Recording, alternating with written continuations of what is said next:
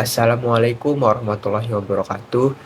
Perkenalkan, nama saya Arasya Rabi Pasha, NIM 23108610006, Departemen Ilmu Komunikasi, kelas C. Di sini saya akan mereview mata kuliah dasar-dasar ilmu logika, yaitu kebenaran dan perlunya hukum akal.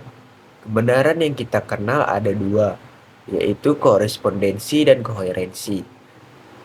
Korespondensi ialah realitas objektif eksternal atau REO. Realitas objektif eksternal ialah realitas di luar sana yang objektif atau yang nyata dan dapat dipahami. Contohnya seperti Tuhan, hantu, angin, dan galaksi. Realitas yang kedua ialah RIO atau realitas internal objektif. Realitas internal objektif ialah realitas yang ada di pikiran kita, seperti ide-ide, konsep, dan pengetahuan. Kebenaran yang kedua ialah koherensi. Koherensi ialah antara teori satu dengan teori lainnya yang tidak saling bertentangan, yang biasanya digunakan untuk membuat pernyataan-pernyataan yang sifatnya deduksi dan induksi.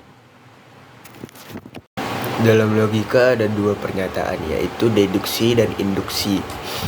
Deduksi diturunkan dari umum ke khusus. Deduksi terbagi menjadi dua, yaitu premis mayor dan premis minor. Premis mayor contohnya seperti semua manusia akan mati.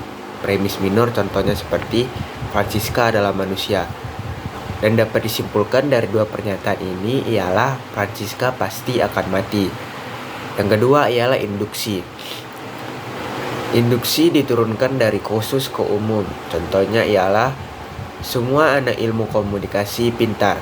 Dapat diambil dari kesimpulan bahwa Francisca ialah pintar, Agus ialah pintar, Eko ialah pintar, Rian ialah pintar, dan teman-teman anak ilmu komunikasi lainnya ialah pintar. Dan mereka semua adalah anak ilmu komunikasi. Dan dapat disimpulkan bahwa anak komunikasi itu ialah pintar. Dalam memahami realitas ada 4. Yang pertama ialah idealisme, yaitu dengan ide manusia dan mengingat kembali. Yang kedua ialah rasionalisme, yaitu dengan sains atau dengan akal dan pikiran. Yang ketiga ialah empirisme, itu dengan cara memahami kebenaran bisa dilihat dan dapat dialami. Yang terakhir ialah intuisi, yang dapat dirasa dan dapat dirasakan. Materi selanjutnya ialah asas-asas logika atau hukum-hukum logika. Kita harus menggunakan asas-asas logika yang sangat fundamental atau mendasar. Dengan dasar-dasar inilah kita akan sampai dalam kebenaran yang pasti. Asas-asas tersebut ialah yang pertama identitas. Rumusnya ialah A sama dengan A, artinya bahwa sesuatu itu sama dengan sesuatu itu yang lain. Yang kedua adalah no kontradiksi. Rumusnya ialah A tidak sama yang dengan bukan A, artinya bahwa A tidak sama dengan yang bukan A. Yang ketiga ialah keselarasan. Rumusnya ialah A akan tetap A, artinya ialah dalam pergeseran waktu A akan menjadi tetap A. Yang terakhir ialah kausalitas, yaitu bahwa dari sebab akan melahirkan akibat. Ketika kita memahami realitas, kita akan melihat dari dua, yaitu eksistensi dan esensi. Eksistensi ialah keberadaannya, esensi ialah keapaannya.